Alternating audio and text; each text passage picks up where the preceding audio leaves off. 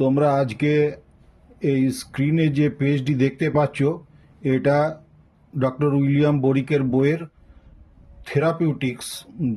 Therapeutics index যে ডিভিশনটা আছে তার দেখো 1011 নম্বর পেজটা আমি তোমাদেরকে দিয়েছি। এইখানে মার্ক করার বিষয় হচ্ছে যে ওয়ার্ডস অর্থাৎ আঁচিল। আমি আজকে এই টপিকসটা নিয়ে বলছি এই কারণে আমাদের হোমিওপ্যাথিক চেম্বারে কিন্তু ওয়ার্ডসের জন্য অর্থাৎ আঁচিল হলে তারা কিন্তু অন্য কোনো প্যাথির দিকে কিন্তু তারা ভাবনা চিন্তা করে না, ডাইরেক্ট কিন্তু আঁচিলের জন্যে আমাদের কাছে কিন্তু চলে আসে। আমার পূর্ববর্তী অনেক ভিডিও আছে যে ভিডিওগুলোর মধ্যে দেখতে পাবে যে আমি কিন্তু বলেছি ওইখানে যে আঁচিল মানে থুজা নয় বা থুজা মানে আঁচিল নয়, যেটি মানে হোমিওপ্যাথিক জগতে অনেক ডাক্তারদেরও মনের ধারণা বা অনেক কমন পিপলদেরও মনের ভিতরে ধারণা। তো সেটা আমি ভেঙে দেবার একটু চেষ্টা করছি যে হোমিওপ্যাথিতে কিন্তু আঁচিলের আরও অনেক ওষুধ আছে।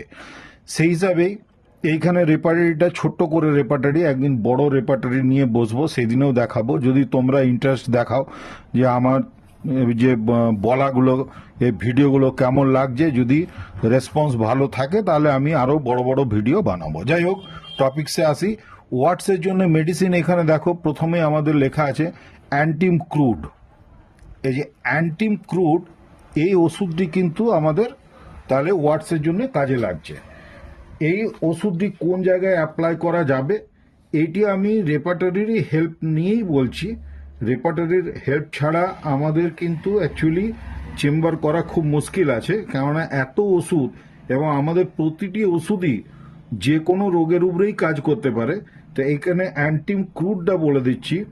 এটি যদি গলাতে, নেকে অথবা আর্মস অর্থাৎ হাতের মধ্যে, হ্যান্ডস, আর্মস উপরের দিকটাকে বলা হচ্ছে, হ্যান্ডস মানে পুরো হাতটাকে বলা হচ্ছে। আচ্ছা, সফট দেখতে এটি কিন্তু সফট হবে এবং স্মুথ ধরনের হবে। এই রকম যদি কন্ডিশনগুলো থাকে তাহলে আমরা অ্যান্টিম ক্রুড ওষুধটি ব্যবহার করতে পারি। তাহলে অ্যান্টিম ক্রুডের ক্ষেত্রে আমরা কি বলতে পারি, ইট সিচুয়েটেড মানে ওয়ার্ডসটি situated on neck, arms, hands, soft হতে হবে, সফট হবে এবং স্মুথ হবে।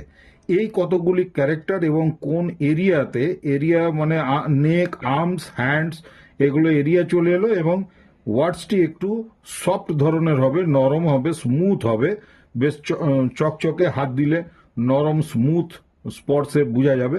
সেই ক্ষেত্রে আমরা অ্যান্টিম ক্রুড ওষুধটি ব্যবহার করতে পারি। নেক্সট হচ্ছে কস্টিকাম। এই কস্টিকাম ওষুধটিও পার্টিকুলার কয়েকটি প্লেসে আমাদের যে ওয়ার্ডস হলে আমরা ব্যবহার করতে পারি। সেগুলো হচ্ছে words situated on nose, fingertips, eyebrow. তাহলে চোখের পাতাতে যদি হয় সেখানেও আমরা কস্টিকাম ব্যবহার করতে পারি। আচ্ছা, যদি আঙুলের মাথাতে, ফিঙ্গার টিপস হয় সেখানেও আমরা কিন্তু এই ওষুধটি ব্যবহার করতে পারি। এবং নাকে, নোজ পার্টিকুলার নাকের মধ্যে যদি হয় সেখানেও আমরা কিন্তু কস্টিকাম ওষুধটি ব্যবহার করতে পারি। নেক্সট হচ্ছে 3 নম্বরে নাইট্রিক অ্যাসিড।